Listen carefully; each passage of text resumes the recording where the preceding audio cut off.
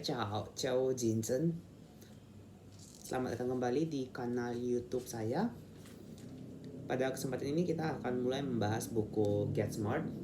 Buku Get Smart ini adalah karangan Brian Tracy. Langsung aja kita ke babnya yang pertama.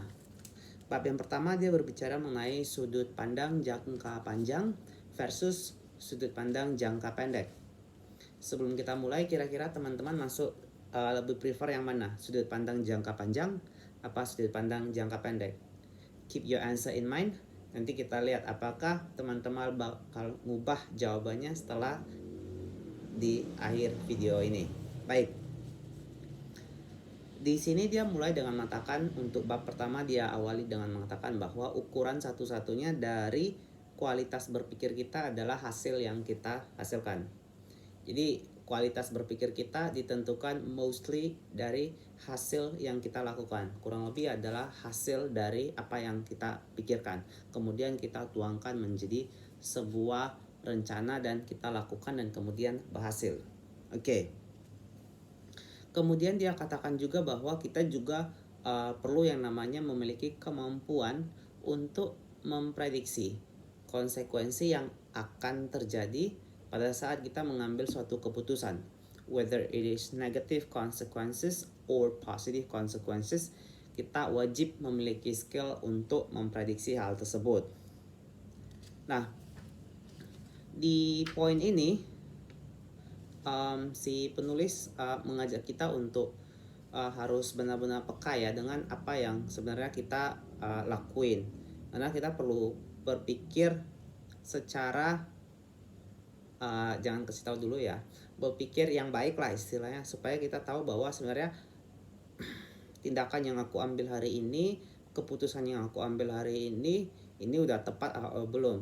Ini kira-kira kalau aku buat kayak gini, apa ya konsekuensinya, apa ya akibatnya, apa ya dampaknya bagi pribadi aku, dampaknya bagi perusahaan, kemudian dampaknya bagi teman-teman sekalian juga.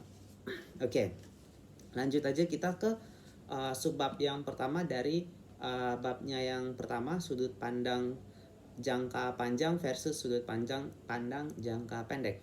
Di sini dia mulai dengan satu subbab mengatakan apakah kecerdasan itu. Nah, di sini kecerdasan menurut si penulis, it's not your IQ. Di sini dia katakan bahwa kecerdasan itu sebenarnya adalah apa atau cara Anda bertindak. So, kecerdasan Anda adalah cara Anda bertindak. Balik lagi ke definisi yang dibuat di awal oleh si penulis, dia katakan bahwa kualitas berpikir kita itu diukur satu-satunya dengan hasil yang kita hasilkan. So, cara kita bertindak merupakan hasil dari bagaimana cara kita berpikir. Ya, selanjutnya kita akan masuk ke subbab berikut. Subbab berikut adalah tindakan adalah segala-galanya. Nah, di sini dia mengatakan bahwa gimana kita bisa mengetahui seseorang atau mungkin diri kita itu benar-benar menginginkan sesuatu. Si penulis katakan as simple as kita lihat aja tindakannya dia. Apakah dia benar-benar melakukan apa yang dia katakan, atau ternyata sebaliknya dia nggak ngelakuin apa yang dia katakan. Seperti yang kita tahu bersama, action speaks louder than words. So kita juga mau hati-hati dengan pada saat kita berbicara sama orang atau rekam bisnis, kita nggak mau langsung percaya aja, tapi kita harus take time, kita harus think about it, kita harus analyze what she or he said. Dan paling penting ini tadi, bahwa kita lihat tindakannya dia seperti apa. Oke. Kemudian kita pindah ke subbab yang berikutnya. Nah, di subbab berikutnya ini dia berbicara mengenai bagaimana kita mempertimbangkan konsekuensi. Jadi atas semua yang kita putuskan, untuk lakukan, nah itu kita harus mikir nih sebelumnya, konsekuensinya apa. Tadi aku udah singgung di awal ya. Apa yang akan terjadi pada diriku, apa yang akan terjadi pada perusahaan, apa dampaknya buat teman-teman, orang-orang di sekitar aku, apa untungnya buat aku, apa ruginya buat aku. Kurang lebih seperti itu ya teman-teman. Nah, di sini juga ada satu subbab lagi, dia katakan bahwa menciptakan sesuatu yang lebih buruk lagi. Nah, di sini dia katakan bahwa intinya hal yang baik itu nggak selamanya buruk, dan hal yang buruk itu nggak selamanya bagus. Contohnya, misalkan kalau seseorang itu dikritik, mungkin orang yang dikritik akan merasa bahwa itu sesuatu yang buruk sekali buat dia. Tetapi kalau dia mau takes time untuk mendengar dan menganalisa kritik-kritik dari orang, itu sebenarnya merupakan sesuatu yang bisa membawa keuntungan bagi diri dia sendiri, kebaikan bagi diri dia sendiri, di mana dia bakal berkembang menjadi pribadi yang lebih baik. Oke. Sementara kalau misalnya sesuatu yang nampaknya awal baik, tapi sebenarnya endingnya itu it's actually bringing us something bad. Itu mungkin kayak contohnya seperti ada beberapa junior eksekutif yang suka banget muji-muji satu orang senior eksekutif buat ngambil hati atau apalah gitu ya, dengan memberikan pujian-pujian, bluffing seperti itu ya. Si senior eksekutif bisa aja menjadi nggak teliti sama pekerjaan dan menjadi losing control gitu. Jadi bakal membawa sesuatu yang kurang seimbang lah dalam performance kerja si top executive. Oke. Nah, di sini di bab ini juga dia berbicara mengenai gimana kita bisa berpikir ke depan. Jadi balik lagi di sini dia fokus mengenai gimana kita bisa mengantisipasi atau memprediksi apa yang akan dilakukan lawan, apa yang akan dilakukan kompetitor kita, apa yang menjadi konsekuensi dari apa yang mereka lakukan. Itu semua patut kita analisa. Baik. Di sini juga dia membahas mengenai sudut pandang waktu dan pendapatan. Jadi inti dari subbab ini dia katakan bahwa sebenarnya semua orang itu sama. We've seen so many people that are super rich. We've seen so many people that are super poor. We've seen so many people that are very good in doing something. We've seen so many people that are very not effective in doing something. Jadi sebenarnya apa sih yang buat beda antara orang-orang ini? Di sini dikatakan bahwa sebenarnya itu yang membedakannya adalah waktu, which is seberapa banyak waktu yang orang-orang hebat itu habiskan untuk melatih diri mereka untuk melakukan hal hebat tersebut, dan seberapa besar waktu yang dilakukan orang-orang yang belum hebat itu untuk membuat diri mereka menjadi orang hebat. Jadi itu lebih mengenai waktu, how we actually use our time ya.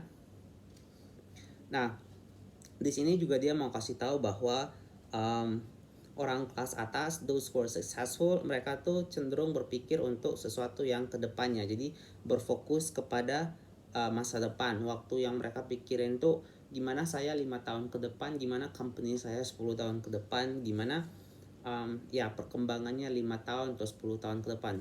Meanwhile, kalau yang kelas bawah itu mereka they tend to think like sangat short term ya. Jadi seperti kalau besok ini mau ngabisin duit, mau rekreasi kemana, atau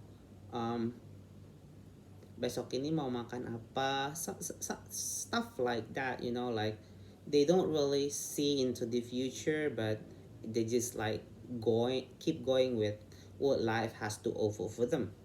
Jadi kayak ya udahlah, hari ini, besok nanti lagi lah, baru dipikir mau jadi apa, yang penting ntar lah kita lihat bareng-bareng. So those sort of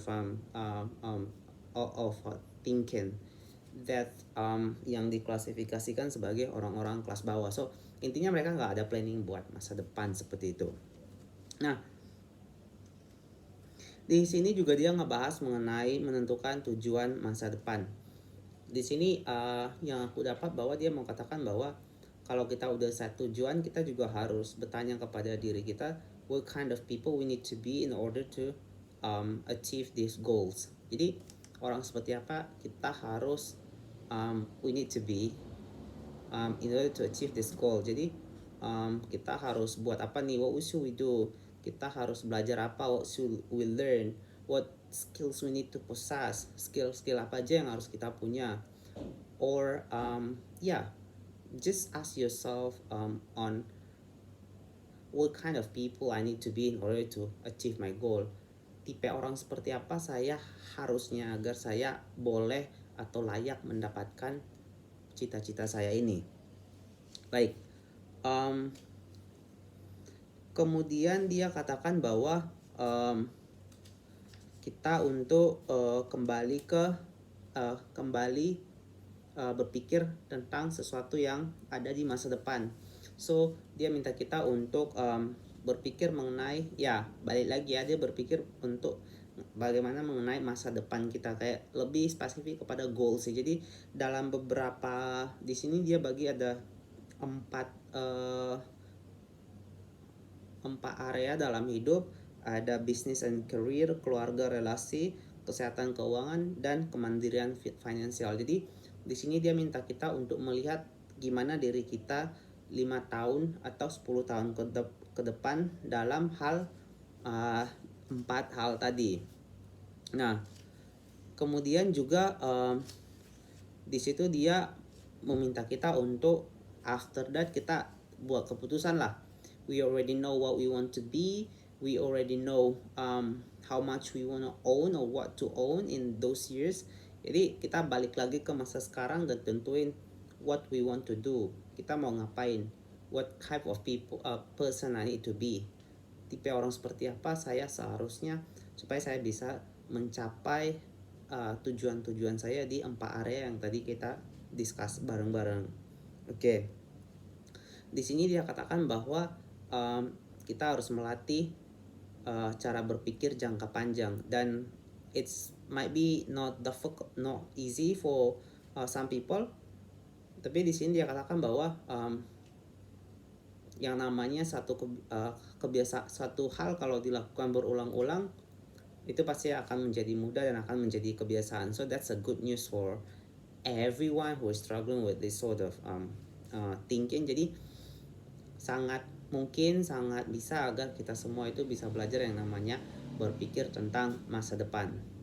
Oke, demikian untuk video hari ini. Kita jumpa lagi di video-video saya selanjutnya. Bye, Chan.